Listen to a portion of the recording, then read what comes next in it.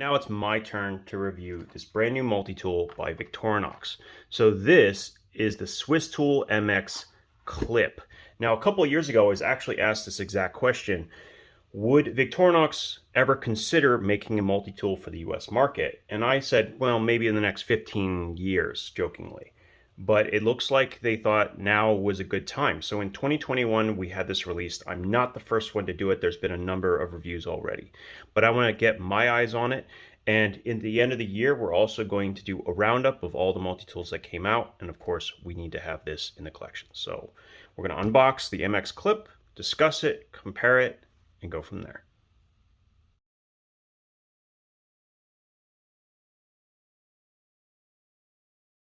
For a couple of reasons, I haven't unpacked this tool already. Number one, I wanted to show that it does not come with a sheath. It comes as you see, but I also wanted to once again show people like maybe a safer way to open packages. Now, I've seen people do unboxings on YouTube, quite a few of them, and some of the near misses I see with a knife are a little terrifying, at least to me. So just a reminder, now most people will already know this, but when you have a package like this one where it's two layers essentially, right, where you have a back, you can actually, instead of going sideways, which is what I see a lot of people do, you can actually press straight down into the package in the back. And by doing that, you're not going to have to be afraid of it accidentally, slipping through and cutting you. So by doing that, we don't have enough problem and we can just pull it right out. And at no point did it even go through and hurt this leather surface. So just something to keep in mind. So this is the Swisstool MX clip. So let's start with the weight, shall we? All right, let's first just get the weight of the MX clip. That's going to be 7 5/8 ounces compared to the Leatherman Signal, which is basically the same thing. The Free P2, which is exactly the same weight. The Leatherman Curl, which is just about 7 ounces, so about half an ounce lighter. And then, of course, the original Spirit X, but with a night eyes clip. So basically the same weight. And just for your record, guys, this clip is discontinued, but you can still get the night eyes hip clips, and they look just like this. So you can attach one of these directly to a Victorinox tool that you already have. So the clip, I mean, it's a nice thing that Victorinox offer one, but the truth is that's not really the big deal here. The big deal here is that one-handed blade. So just keep that in mind. And these are also cheaper than the $20 additional clip that comes with the Victorinox. All right, let's actually start with going ahead and flipping around this clip, because if you notice, it's actually kind of on the wrong side. If I have this in my pocket this way, I need the clip to be on the opposite side. And what you can do is actually unscrew this small screw right there, and you can actually install it in the corkscrew section on the opposite side. That's what we're going to do next. Of course, just like anything, it's never simple. And I realized because of how narrow this actually is, you can't just use a T15 bit directly in this in like a normal bit driver, because it's so narrow. Most of these are not going to fit. So you have to either use a precision driver like this one, but I could not find anything other than my T20 and smaller, or you have to get creative, and that's what we're going to have to do today. So T15 goes in there, and I'm going to use the hex hole in my Leatherman Signal because that does not go in very far, and I'm actually able to loosen it enough that then I can get in there by hand and take it out from there. So there you go. Necessity is the mother of invention, right? So what we have here, and one of the things I wanted to do was take a look at this screw real up close and personal, because I have a feeling,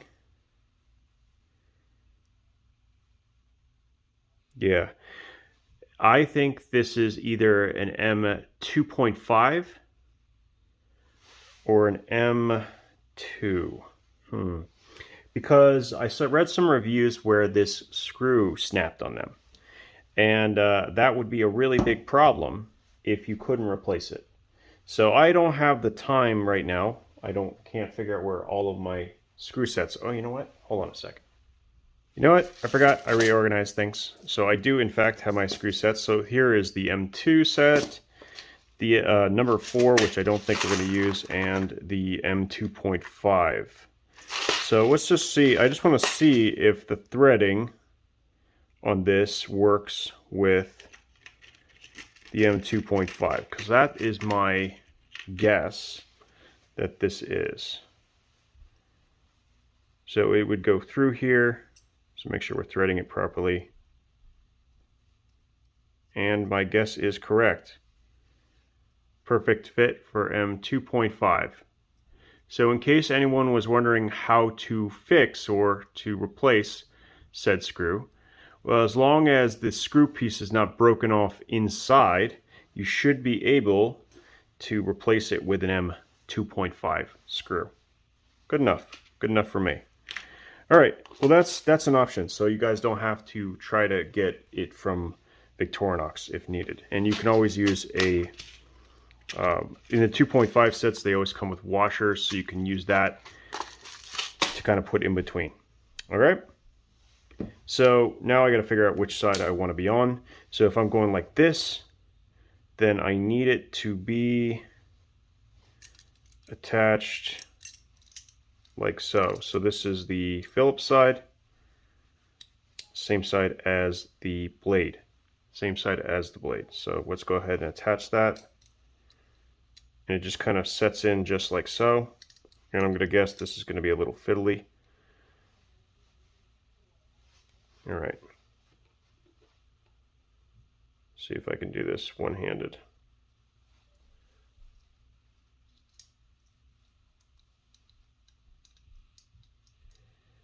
That's just, that was just luck, by the way. That should not be as easy as it was without having to attach anything. But as you can see, we're now in mostly tight, and I'm not going to overdo it too much. We'll tighten it a little bit.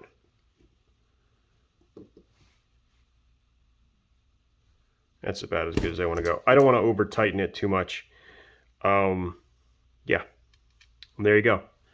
So now it should be on the right, on the correct side. So it goes down in my pocket on my right side, and then it is tip up, ready to rock and roll.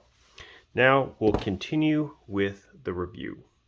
All right, now you may have noticed that this is kind of a new day. All right, I've had this for a little while, and I've been able to collect my thoughts on it, and I think I have a better understanding of what to say at this point. We're going to start by going through the tool set, and as I do it, I'm going to show you the problems that I'm having with it. Some are good, some things that I've discovered are good, and some things are not so good. So we'll start with the very first thing, the big claim to fame here, and this is the one-handed blade. Not only is this a great size, not only is it a very easy to open blade, your fingers never go in front of the cutting path while you're closing it. And I love that. I think this is a huge, huge, huge upgrade, especially when you consider the fact that this blade is identical in length to the original blade. Okay, so same blade length, but now one-handed capability. It's big deal on this. And I really do like the improvement. Now the can opener obviously is the same as you will find in pretty much every Victorinox out there. It is a fantastic can opener, absolutely fantastic. It's probably the best of all the can openers out there.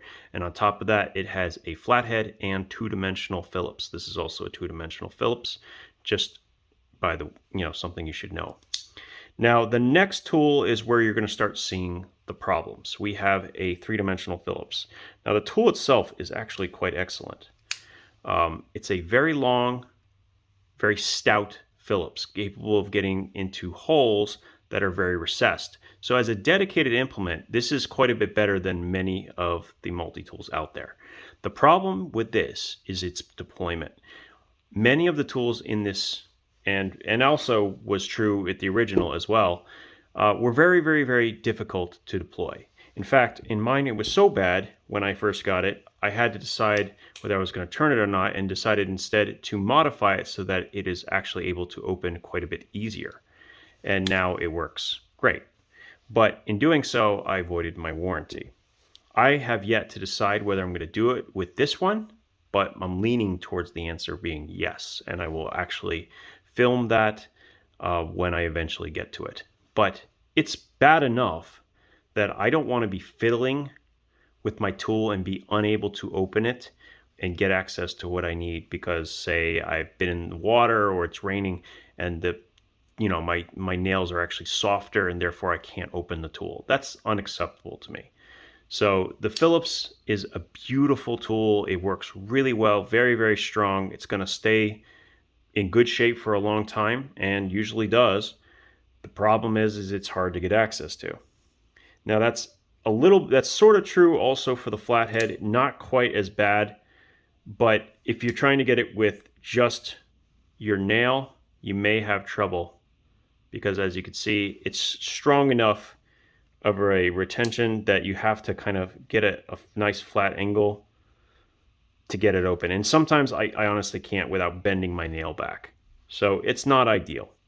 And the scissors are actually worse. The only thing I've been able to do is if I can get it with my finger about this far, I can actually reach in and get under it and then pull it out from there. That's pretty much the best I can do because using my nail wasn't working. And if your fingers are bigger than mine, you probably can't get your finger in there to pull it out. So that once again, the spring retention on this is incredibly high.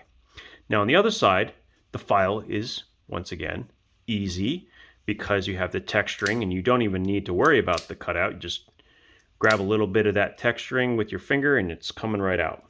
The reamer, is this the reamer or an awl? Yeah, the reamer, which is not an awl, by the way, is wonderful and very easy to get out.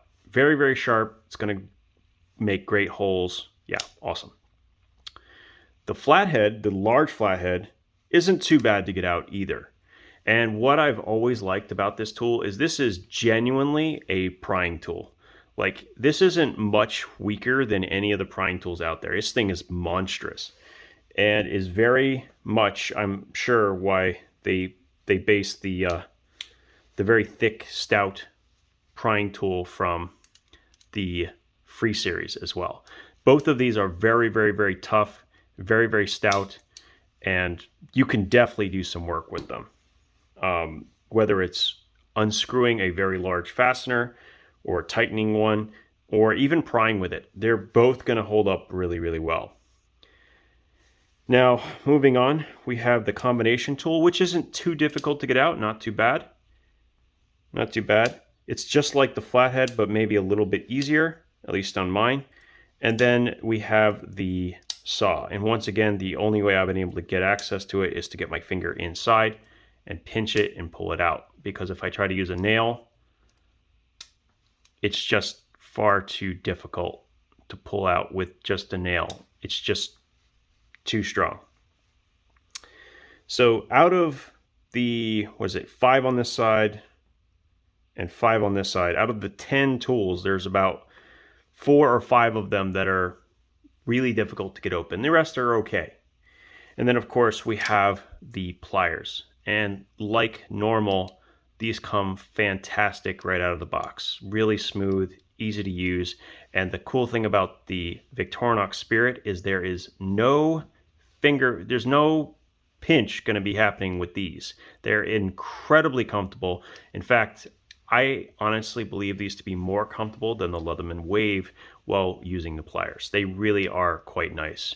The curvature is just perfect, and it really does help. Now, they are going to be blunter as far as the tip is concerned. The Leatherman Wave and the rebar and all of those, they come to a slightly finer point, and that's a give and take, right? This is going to be better when you actually have to twist, but this is going to allow you to get into smaller spaces and to grab things, you know, more precisely. So it's a give, like I said, it's a give and take. And they don't have replaceable cutters, but they have held up pretty well. The cutting aspect, the wire cutting aspect, is probably the, you know, the last thing on this tool. It's really not something you want to rely on as a dedicated cutter, right? It's a EDC tool. Which kind of brings me to the conclusion here. This is $160. I think I got mine for $149 or something like that from DLT Trading. I'll put a link to that because it is a little cheaper. But the truth is, even with inflation prices, I think it's a little high. Considering that they haven't fixed the fundamental problems of deployment, which were present also in the Leatherman, I'm sorry, the Spirit X. Okay, the same problems are still present. And at the same price, basically $150, you could purchase a Leatherman Free P4. And in the context of an all-in-one without additional implements, this probably isn't going to beat the Leatherman Free P4, in my opinion. It's just not. In fact, the tool sets are quite similar, and the P4 actually has better scissors on it, while being completely one-handable without, you know, even having to worry about deployment. It has replaceable cutters, and there's just more going on with the Leatherman Free P4. And I know it's weird. I feel like at this point I have to put that Free P4 back together because this is good, no question. But do I think that it's worth getting this version over the Leatherman Free P4? I don't know. Both are kind of expensive. I mean, I think you have to know that you want them one way or another. It's not exactly a starter tool. It's just too expensive for that, is what it comes down to. And it kind of annoys me that on their website, the version they sell that doesn't have the clip is exactly the same price as the one with the clip. Like, shouldn't it be $20 cheaper at the very least? Like, for me personally, I would buy the one without the clip because I know I can get a inexpensive clip that I can attach to and works just fine. That's just me personally. I think it's a very, very high quality piece. There is no question that it will service for a whole lifetime. Victorinox is just impeccable when it comes to their quality. Nothing, not even the Leatherman can touch it. But the deployment is a killer for me. If I ever need to get access to something quickly, I'm going to struggle. Now, the good, you know, the good part here, though, is that the one tool that I'm likely to need quickly is easy to access. So maybe that one thing can overcome the negatives. So only, you know, you're going to know whether the $150 price point is worth it. For me, I needed to know, did they fix the problems? And it doesn't look like they did. I will, however, do that, and then it will be ideal for me personally. And that will have to be in another video. Anyway, thank you guys. I really appreciate your time, and we are going to talk again, hopefully real soon.